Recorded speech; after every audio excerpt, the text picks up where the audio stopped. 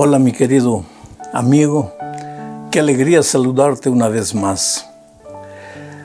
Constantemente recibo noticias de gente querida, de amigos, de conocidos, hasta de familia, que enfrenta la muerte, que infelizmente descansa en Cristo. Es que mientras vivamos en este mundo, la muerte es una realidad grotesca, triste, dramática, pero es una realidad. En el plan original de Dios, la muerte no existía. El ser humano nunca moriría. Infelizmente, pues nos apartamos de Dios. Hoy día peregrinamos en este desierto de muerte. Gracias a Dios que la muerte de esta tierra, la muerte que tú, que yo vamos a morir, es una muerte circunstancial. Es la muerte física. Morimos físicamente, pero espiritualmente no morimos. No es que nuestro espíritu sigue viviendo, no. La Biblia es clara al decir que cuando morimos nuestro cuerpo se va a la tierra y el soplo de vida regresa a Dios. No morimos espiritualmente en el sentido de que la muerte para el cristiano es como un sueño. Duermes hasta la venida de Cristo y cuando Cristo venga, pues resucitas, victorioso, transformado para vivir eternamente con Él. Por eso, aunque tengamos que derramar una lágrima por un ser querido que descansa, no podemos entrar en desesperación, porque Dios te ama, Dios cuida de ti. De repente te estoy hablando a ti que esta semana has perdido un ser querido. Dios te ama. Tal vez estás con el corazón dolorido, tal vez no entiendes las circunstancias, pero Dios te ama. Y yo sé que para un hijo de Dios el mejor momento para descansar es cuando Dios en su infinita sabiduría permite que descanse. Bueno, vamos al estudio de la lección número 2 para el 12 de abril del año 2025. El título de la lección para esta semana es el Génesis como fundamento del estudio de toda la Biblia y de todas las profecías. Y el propósito de esta lección es mostrar que para entender correctamente las Sagradas Escrituras y las profecías es necesario conocer bien el Antiguo Testamento, comenzando por el libro de Génesis. ¿Por qué? Solo sabiendo cómo todo empezó, y eso lo sabemos en Génesis, sabremos cómo todo terminará. Vamos a la primera parte de este estudio, el principio de la primera mención. ¿Qué es eso? Hay un principio, la primera mención. Generalmente, para entender toda la Biblia y las profecías, tienes que entender algunos conceptos que son mencionados en Génesis. Porque de la manera como el concepto es presentado en Génesis, ese mismo concepto será repetido en la Biblia de muchas maneras. Pero tienes que entender lo que Génesis dice. Por ejemplo, esta semana vamos a hablar lo que Génesis dice sobre el amor, sobre la muerte, sobre la salvación, en fin, sobre el Cordero, sobre la muerte de Cristo. Ahora me vas a decir, pero Génesis habla de la muerte de Cristo. Pues eso es lo que vamos a ver en el estudio de esta semana. Porque hay que tener en cuenta una cosa, mira. La Biblia, si tú lees Génesis 1, un mundo perfecto. Génesis 2, el desarrollo de un mundo perfecto. Génesis 3, la entrada del pecado. Y consecuentemente la entrada a la muerte. Ahora, si tú vas a los últimos capítulos de Apocalipsis, vas a ver la salida del pecado, el fin del pecado, el establecimiento de una tierra nueva. ¿Te das cuenta? Tierra nueva, tierra nueva. Entró el pecado, salió el pecado. Y entre Génesis y Apocalipsis, la historia del peregrinaje del ser humano en un mundo de dolor y de pecado. Entonces, para entender, por ejemplo, Apocalipsis, tienes que entender Génesis. Para entender la profecía, tienes que entender lo que Génesis dice. Entonces, vamos a la segunda parte del estudio. Aquí veremos la comprensión del amor de Dios. Para entender las profecías de una manera correcta, equilibrada, sensata, edificante, es necesario entender el amor de Dios. Si tú no entiendes el amor de Dios, no estás en condiciones de entender las profecías en su verdadero sentido. Porque ya te dije que el fondo de toda profecía es el tema del amor de Dios y la salvación que Él desea para ti. Entonces, la primera vez que se menciona la palabra amor, es en Génesis capítulo 22, 2. ¿Y en qué circunstancias? Porque estoy hablando Génesis 22. Quiere decir que en el capítulo 1, 2, 3, hasta el 22 no se menciona la palabra amor. Pero el amor de Dios está implícito. Pero en el capítulo 22, ahí se habla específicamente del amor de Dios. Pero ¿de qué manera? Se menciona primero el amor en una figura. Y hay que entender esto. Voy a leer Génesis 22, 2. Y dijo: toma ahora tu hijo, tu único Isaac, a quien amas. Esta es la primera vez que se menciona la palabra amor. A quien amas, y vete a tierra de Moriah, y ofrécelo allí en holocausto sobre uno de los montes que yo te diré. Esta es la historia del casi sacrificio de Isaac, el hijo de Abraham.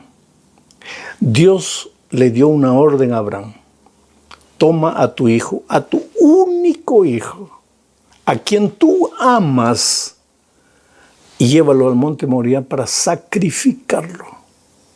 Ahora, esta es una aparente historia, pero voy a leer Juan 3:16 para que tú veas que no es una historia, o que esta historia se repite en la realidad divina de otra manera. Mira lo que dice Juan 3:16. Porque de tal manera amó Dios al mundo, que le dijo a Abraham: toma a tu hijo, a tu único hijo, a quien tú amas. ¿Y qué dice Juan 3:16? Porque Dios amó al mundo de tal manera que ha dado a su Hijo unigénito, a su único Hijo, para que todo aquel que en Él cree no se pierda, mas tenga vida eterna. Entonces, ¿cómo podríamos entender Juan 3:16 sin entender la historia del casi sacrificio de Isaac? Digo casi sacrificio porque Isaac no fue sacrificado. Cuando llegó el momento del sacrificio, Dios intervino y el Cordero apareció para sustituir. Y ahora viene Juan 3:16 y dice: Dios también amó, así como Abraham amó a su único hijo, Dios amó. ¿Pero amó a quién? Porque de tal manera amó Dios al mundo. En el Antiguo Testamento Abraham ama a Isaac. En el Nuevo Testamento Dios ama al mundo. Isaac es el equivalente del mundo. No dice el texto: Dios ama a los hijos maravillosos que lo aman y le sirven. Dice: Dios ama al mundo, al bueno, al malo, al sincero, al hipócrita. Dios ama al ser humano. Pero la salvación no es para el mundo, es solo para los que creen. Ahí está la diferencia. Pero aquí es la primera vez que mencionamos la palabra, que se menciona en la Biblia, la palabra amor. Vamos a la tercera parte del estudio. La pregunta de Isaac: ¿dónde está el cordero? En aquella misma historia del monte Moriah, hubo un momento en que Isaac preguntó al papá: ¿dónde está el cordero? Ahora, esta es la primera vez que se menciona también la palabra cordero. Es la primera vez que se menciona la palabra amor y es la primera vez que se menciona la palabra cordero. Quiere decir que de alguna manera el amor de Dios está relacionado con el cordero. Estoy hablando de Génesis 22. Hasta el 22 el cordero está implícito, pero no se menciona la palabra cordero. Como por ejemplo, cuando Adán y Eva pecaron, El relato bíblico dice que Dios preparó una túnica de pieles para Adán y Eva. Piel. ¿Piel de qué? Del cordero. El cordero está implícito. Su sangre se derramó. La sangre del cordero está ahí. Pero en el capítulo 22 de Génesis, ahí aparece el cordero de verdad mencionado. Porque Isaac pregunta a su papá, aquí está la leña, está el altar, ¿dónde está el cordero? Falta el cordero. Leo lo que dice Génesis 22, 7 y 8. Entonces habló Isaac a Abraham, su padre, y dijo, Padre mío. Y él respondió, heme aquí, mi hijo. Y él dijo, he aquí el fuego y la leña, mas ¿dónde está el cordero para el holocausto? Y respondió Abraham, Dios se proveerá de cordero para el holocausto, hijo mío. Dios proveerá el cordero. Del cordero dependía la salvación de Isaac. Si no hubiera aparecido el cordero, Isaac sería sacrificado. Pero el cordero apareció. Ahora Isaac es salvo y el cordero es sacrificado. Y su sangre es derramada. Nosotros merecíamos la muerte porque la paga del pecado es la muerte. Pero el Cordero de Dios que quita el pecado del mundo apareció. Dejó todo en el cielo y vino a esta tierra. Y ocupó nuestro lugar. Y murió. Y su sangre fue derramada. Y ahora por su gracia somos justificados. Somos salvados. Somos perdonados. Somos transformados. ¡Qué maravilloso amor! Entonces, para entender el tema de la salvación en toda la Biblia, es necesario entender el Antiguo Testamento, el libro de Génesis. Tú ves cómo el tema de la salvación tiene origen en el libro de Génesis. El tema de la salvación no comienza en el Nuevo Testamento. En el Nuevo Testamento vemos la realidad, pero todo el tema de la salvación está desde el Génesis hasta el Apocalipsis. Vamos a la cuarta parte de este estudio bajo el subtítulo La muerte. Bueno, para entender lo que es la muerte, tenemos que ir al libro de Génesis. Para entender lo que es la muerte en toda la Biblia, hay que entender lo que era la muerte en el libro de Génesis, porque no hay otra manera de entender lo que es la muerte. En todo su sentido, en el sentido físico. ¿Qué dice el libro de Génesis? Que Dios tomó el polvo de la tierra, hizo el cuerpo del hombre, sopló y el hombre vivió. ¿Y qué pasa cuando el hombre muere? Eclesiastés dice, cuando el hombre muere, el polvo vuelve al polvo y el soplo de vida vuelve a Dios. Ahí está en el aspecto físico la muerte. Pero hay más, porque la muerte no es solo física. Que dice Ezequiel 33, 11.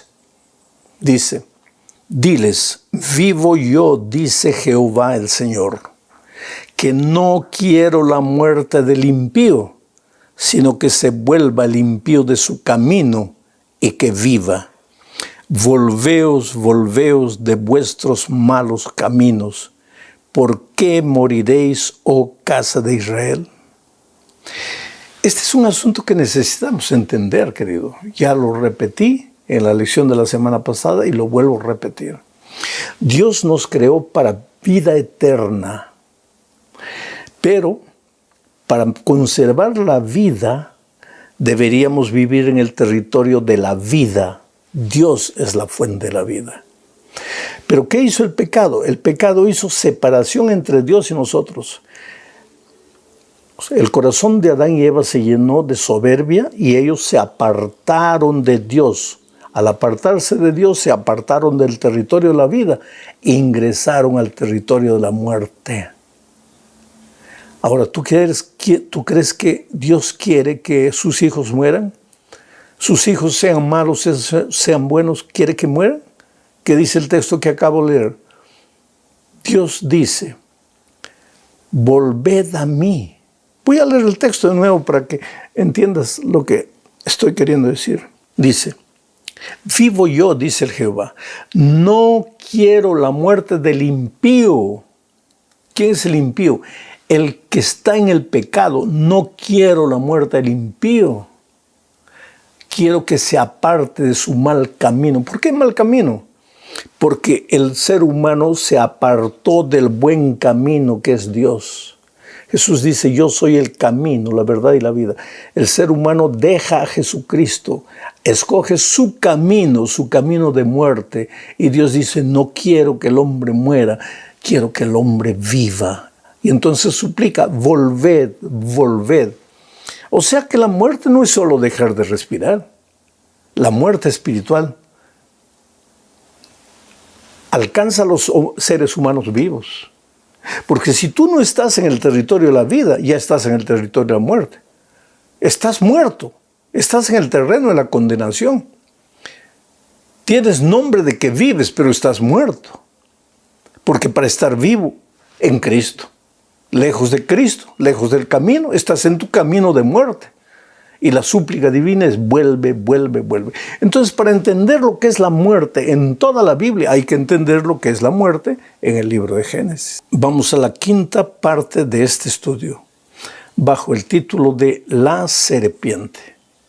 Quiere decir, para entender lo que es la serpiente en toda la Biblia, hay que entender lo que es la serpiente en el libro de Génesis.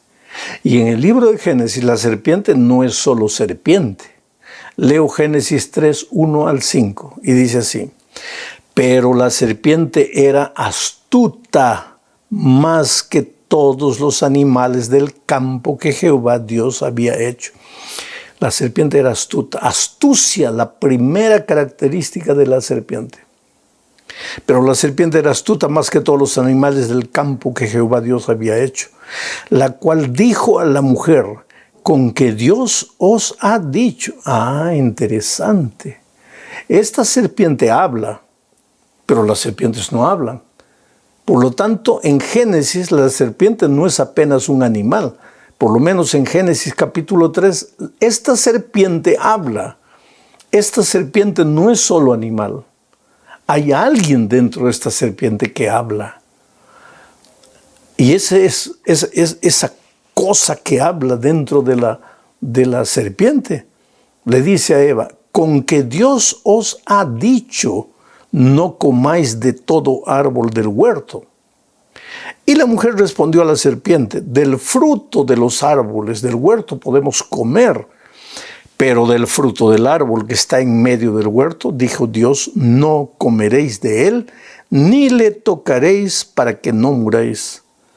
Porque entonces la serpiente dijo a la mujer, no moriréis, sino que Dios sabe que el día que comáis de él, serán abiertos vuestros ojos y seréis como Dios sabiendo el bien y el mal.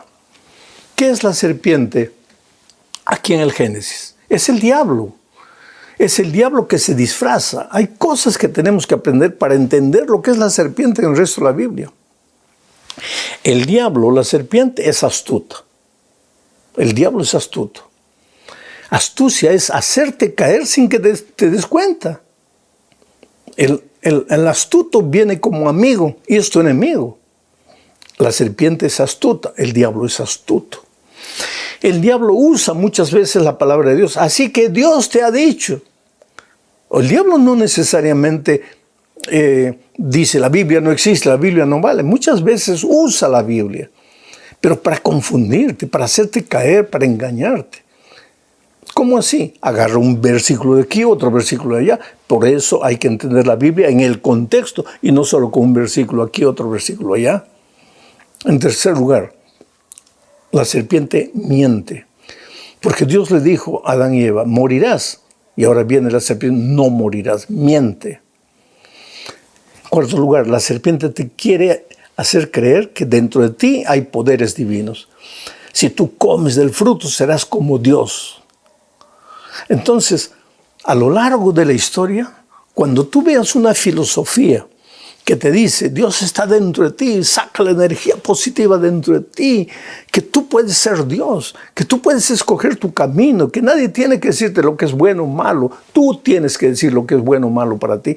Ese es espíritu diabólico, ese espíritu de la serpiente.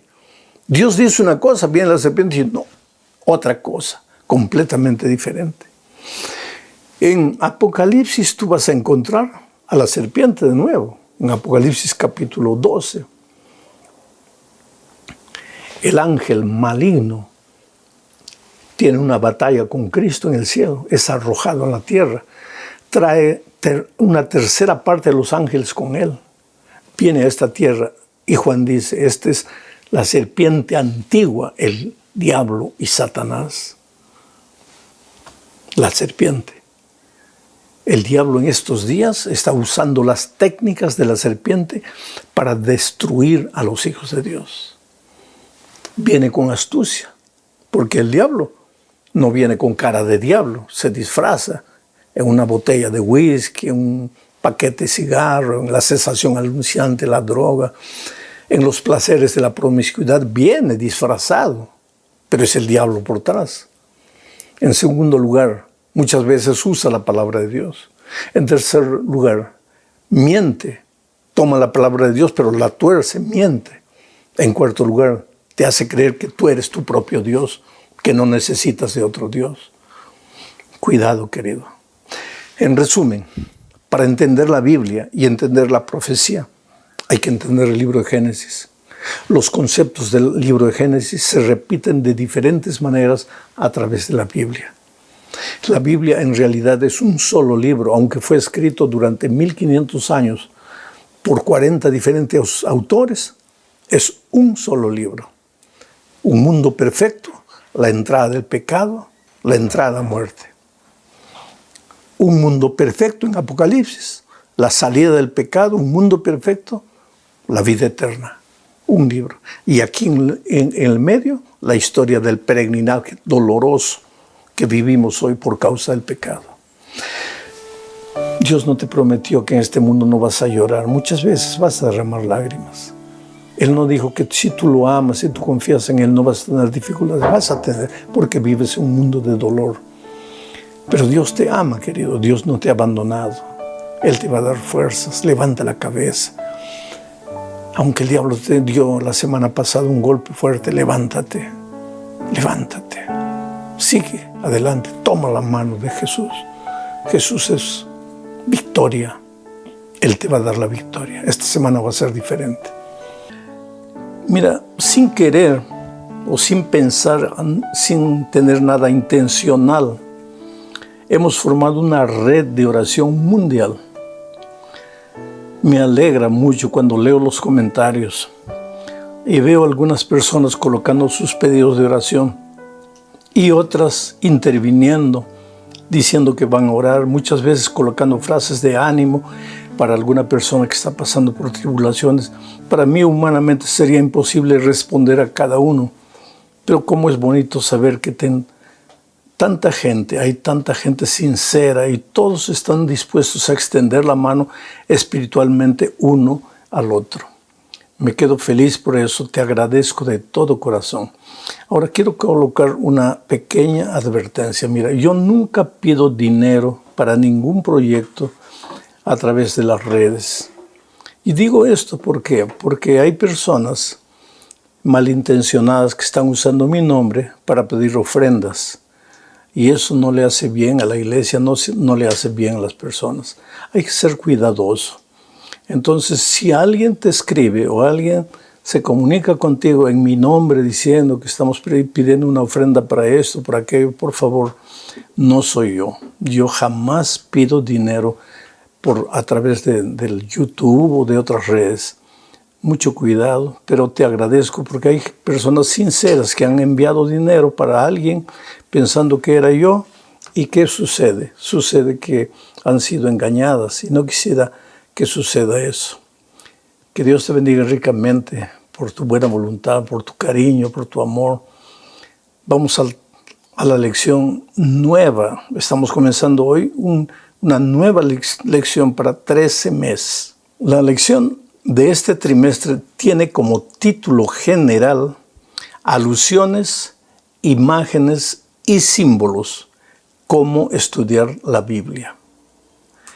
La lección para esta semana, específicamente, que es la lección número 1 para el 5 de abril del año 2025, tiene como título Algunos principios de interpretación bíblica. El propósito del estudio de esta semana es mostrarnos que en la Biblia hay muchas profecías y que Dios quiere que entendamos las profecías porque de alguna manera las profecías también tienen que ver con nuestra salvación. Pero hay que ser muy cuidadosos en el estudio de las profecías porque muchas profecías no son directas, son simbólicas y hay que saber interpretar los símbolos proféticos. Por eso, el autor de la lección nos presenta algunos requisitos, algunas cosas que tenemos que tener en cuenta cuando estudiemos la profecía bíblica. En primer lugar, debemos tener en cuenta el contexto histórico y cultural. Porque la Biblia, en primer lugar, no fue escrita para nosotros. Los principios de la Biblia son eternos, los consejos divinos son oportunos, sirven para nosotros hoy. Pero en principio, cuando el escritor bíblico escribió, no estaba pensando en nosotros. Por ejemplo, cuando Pablo escribe a los colosenses, no estaba pensando en nosotros. Estaba pensando en los hermanos que vivían en la ciudad de Colosas, que tenían una iglesia ahí. Es para ellos que está escribiendo. Entonces, hay que entender el contexto en el que la profecía o cualquier otro consejo bíblico fue dado. ¿Qué es contexto? Preguntarse, ¿quién escribió esto? Este versículo que estoy leyendo, ¿quién lo escribió? En segundo lugar, ¿para quién lo escribió? ¿Por qué lo escribió? ¿Cómo era la cultura en el tiempo en que el versículo fue escrito? Eso nos va a ayudar a entender de manera más clara la profecía bíblica. En segundo lugar, debemos tener en cuenta el género literario en que la profecía fue presentada, porque algunas fueron presentadas como una historia. Ahí está la profecía, o como una poesía, o algunos como una parábola en forma de ilustración. Hay que entender el género literario en el que la profecía fue presentada para comprender correctamente. En tercer lugar, es necesario comparar la profecía con otras profecías de la Biblia, como por ejemplo, la profecía de las 2300 tardes y mañanas, que son 2300 años literales, se repite en la Biblia de otras maneras, como por ejemplo las 42 semanas. Entonces, es necesario considerar todo esto para entender correctamente la profecía. En segundo lugar, toda profecía fue dada primero para los hombres de los tiempos en que la profecía fue escrita y en segundo lugar para nosotros.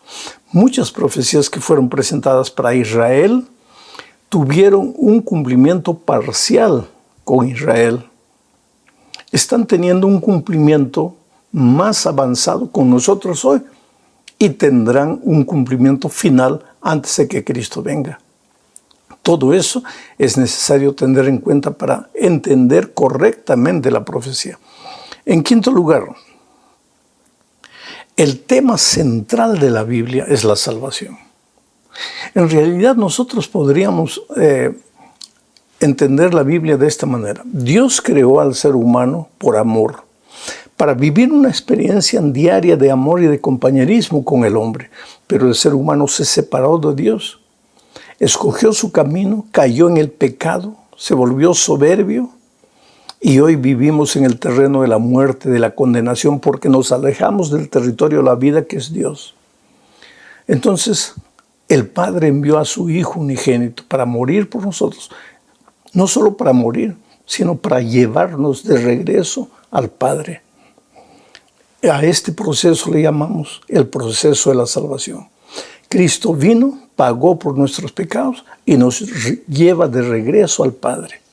Ese es el pensamiento central de la Biblia, la salvación. Entonces, cualquier profecía bíblica tiene que ser estudiada a la luz del tema central de la Biblia, que es la salvación. Y finalmente, cuando se estudia profecías, hay que tener en cuenta mucho cuidado de evitar interpretaciones especulativas, porque al ser humano le gusta entrar en el futuro.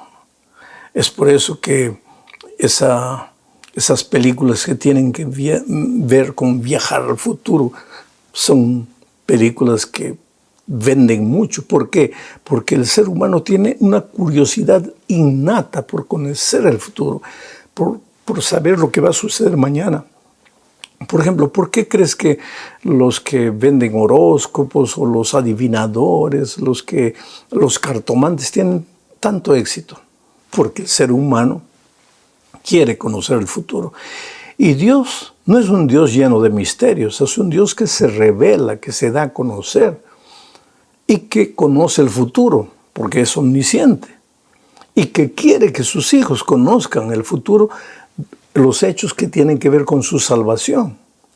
Entonces nosotros tenemos que tener mucho cuidado de no comenzar por querer conocer el futuro, hacer interpretaciones personales, individuales, especulativas, tomando un versículo por aquí y creyendo que ahí está todo el concepto. Por eso los consejos previos hay que ver que el texto bíblico, que la profecía fue dada en un contexto, que el tema central es la salvación del ser humano, que muchas profecías son dadas en forma de figuras, de parábolas, de salmos, en fin. Todo eso es necesario considerar y es acerca de eso que vamos a estudiar durante este trimestre. Dicho esto, vamos a la primera parte del estudio sobre el subtítulo de El que lee, entienda. Aquí veremos que Dios desea que tú entiendas su palabra y que le conozcas personalmente, aunque no lo puedas ver, aunque no lo puedas tocar. Que tú tengas la experiencia de convivir con Jesús, que puedas sentir su presencia a tu lado a través del estudio de la Biblia. Leo lo que dice Mateo 11:25. Dice así: En aquel tiempo Jesús dijo: Te alabo, Padre, Señor del cielo y de la tierra, porque has mostrado a los sencillos las cosas que escondiste de los sabios y entendidos. Mira, cada vez que tú encuentras en la Biblia la palabra misterio, no es algo que no puede ser entendido. Es algo que puede ser entendido por los humildes, por los simples, por aquellos hombres y mujeres sinceros que queriendo conocer la voluntad de Dios, que queriendo entender el plan de la salvación, van con humildad a las Sagradas Escrituras.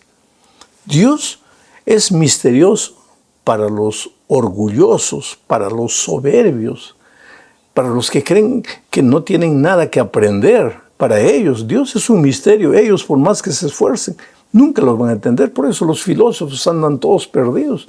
Cada uno nace con una idea, aparece con una idea, pero el humilde y sincero puede ser entendido. Dios se revela a sus hijos. Otro texto, Jeremías 9:23 y 24, dice lo siguiente: El Señor dice que no se enorgullezca el sabio de ser sabio, ni el poderoso de su poder, ni el rico de su riqueza.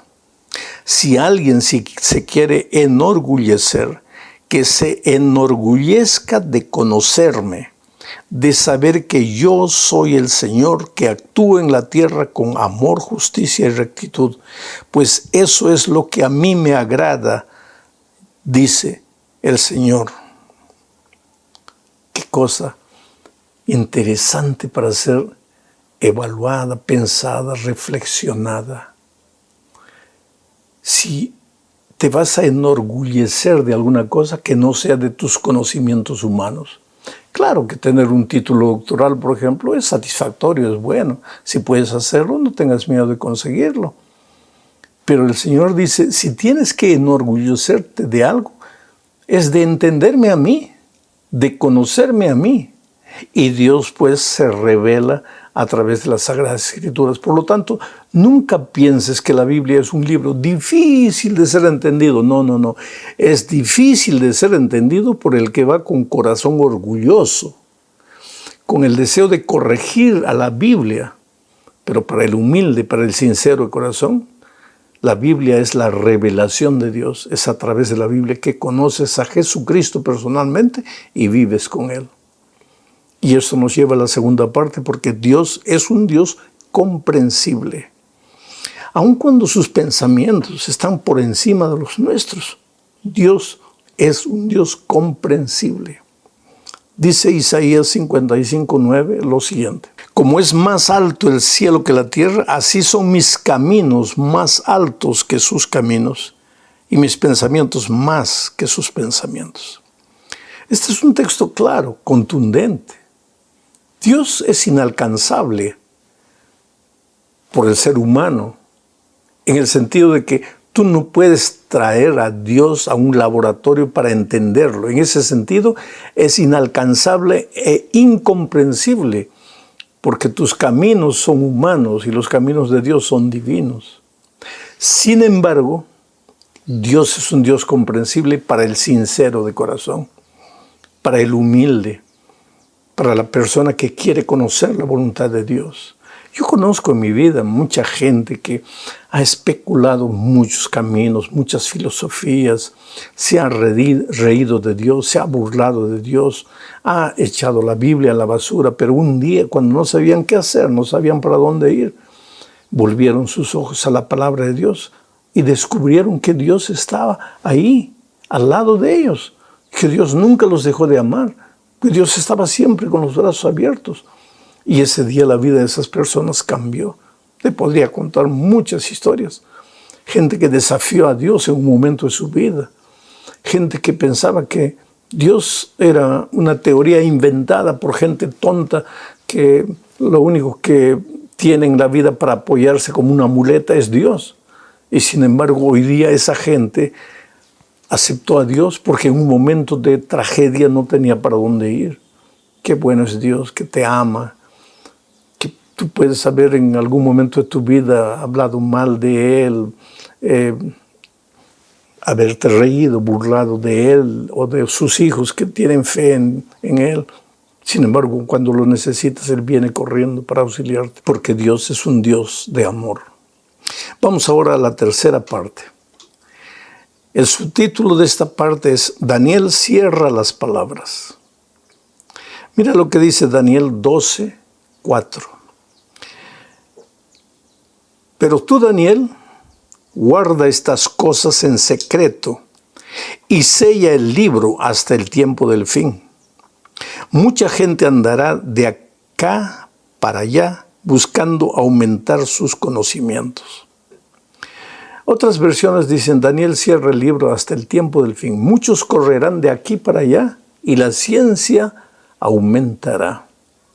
Y muchos han tomado ese texto pensando que la ciencia aumentará se refiere a la tecnología, a los avances científicos.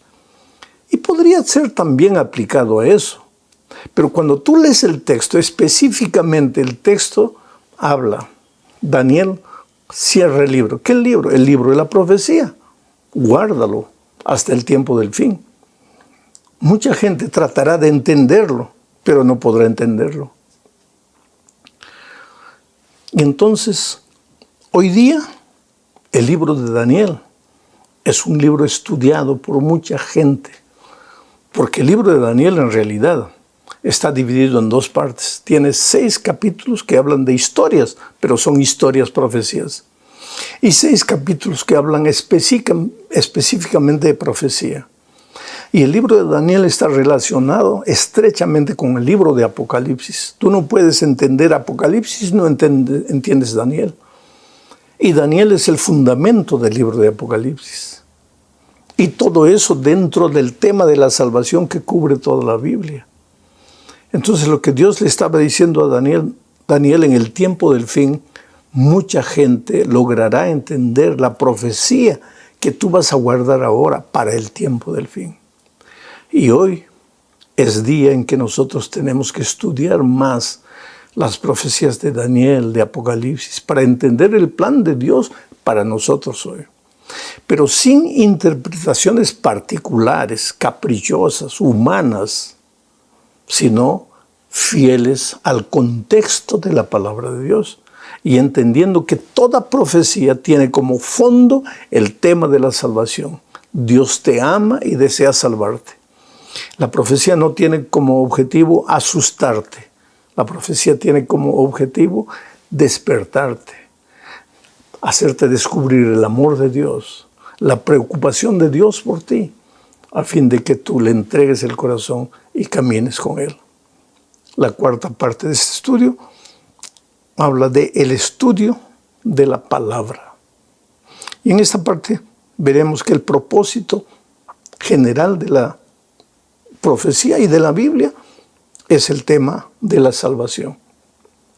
Pero para eso leo dos textos. Primero, el texto de 2 de Timoteo capítulo 3, versículos 15 al 17 dice: y que desde la niñez has sabido las sagradas escrituras, las cuales te pueden hacer sabio para la salvación por la fe que es en Cristo Jesús. Esta es la parte principal. Las escrituras tienen como el propósito enseñarte la salvación por la fe en Cristo Jesús. Después sigue diciendo el texto: toda la escritura es inspirada por Dios y útil para enseñar, para redarguir, para corregir, para instruir en justicia, a fin de que el hombre de Dios sea perfecto, enteramente preparado para toda buena obra. En resumen, ¿cuál es el consejo de Pablo? Estudia lo que tú quieras en la Biblia. Estudia el tema que tú desees. Estudia la profecía y conócela bien. Pero no te olvides de una cosa. Ningún tema en la Biblia está encerrado en sí propio, sino que todos los temas en la Biblia tienen que ver con el tema central de la Biblia, que es el amor de Dios por ti y su deseo de salvarte. Versículo que tú estudies, capítulo que tú estudies, libro que tú estudies, profecía que tú estudies, tienes que estudiar sabiendo que el fondo de todo eso es el amor de Dios por ti y el deseo de salvarte. Otro texto más, Lucas 24, 27, dice: y comenzando desde Moisés y siguiendo por todos los profetas, les declaraba en todas las escrituras lo que de él decían. Esto sucedió con Jesús después de la resurrección. Encontró a dos discípulos que estaban yendo camino de Emaús y se les acercó. Y Jesús se dio cuenta que sus pobres discípulos no conocían la profecía o no la entendían correctamente.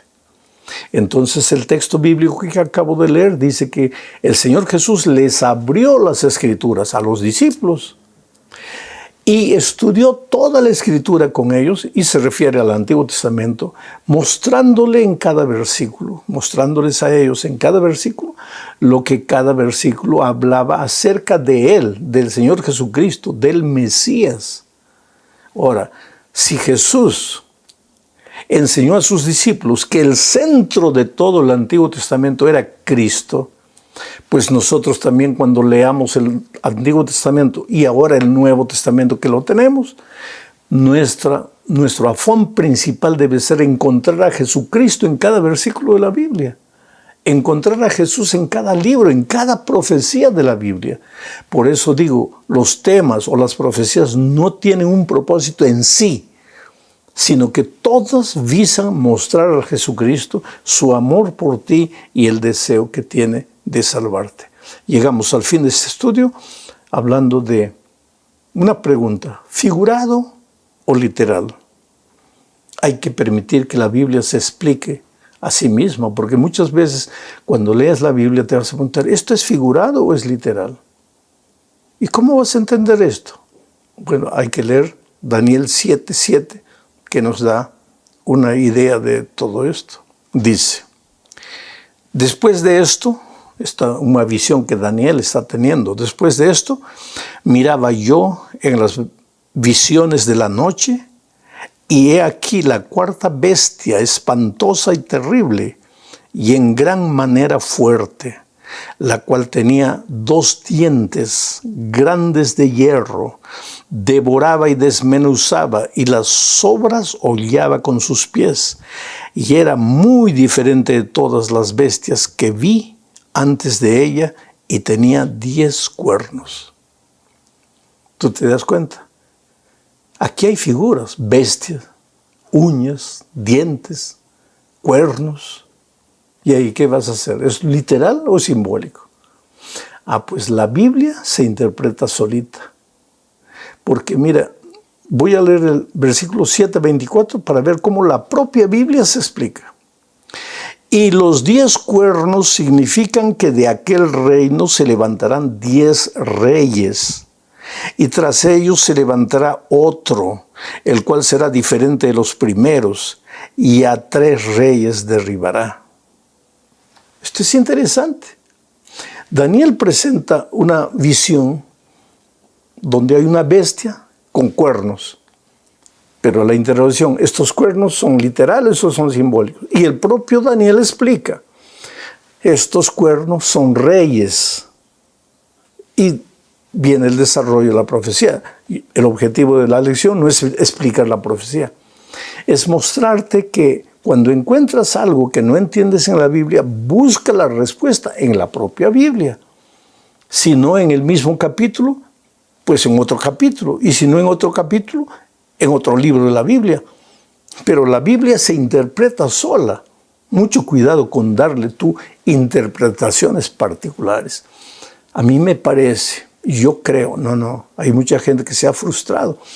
Por ejemplo, cuando el siglo que estamos viviendo empezó, en el pasaje del año 1999 para el año 2000, mucha gente con la Biblia en la mano decía, aquí la profecía dice que Cristo va a volver, que ahora Cristo viene, y ahora ya estamos en el año 2025.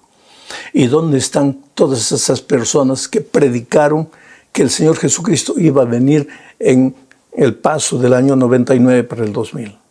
Fallaron. ¿Por qué? Porque su interpretación profética no estaba basada en las Escrituras, estaba basada en su interpretación personal. Por eso hay que tener mucho cuidado. Ahora, la mejor manera de estudiar la Biblia es con humildad, con sencillez de corazón. Oh, querido Dios, te ama. ¿Tú crees que la Biblia es un libro lleno de misterios? No. Dios se revela a ti en la Biblia. Te quiere mostrar el camino, te quiere enseñar cómo ser feliz, cómo ser un cristiano feliz, un esposo feliz, una esposa feliz, un miembro de iglesia feliz. Dios quiere tu felicidad. Y toda la Biblia fue escrita para mostrarte el camino de la felicidad, el camino de la salvación. Que Dios te bendiga ricamente. Un abrazo, mucho éxito esta semana.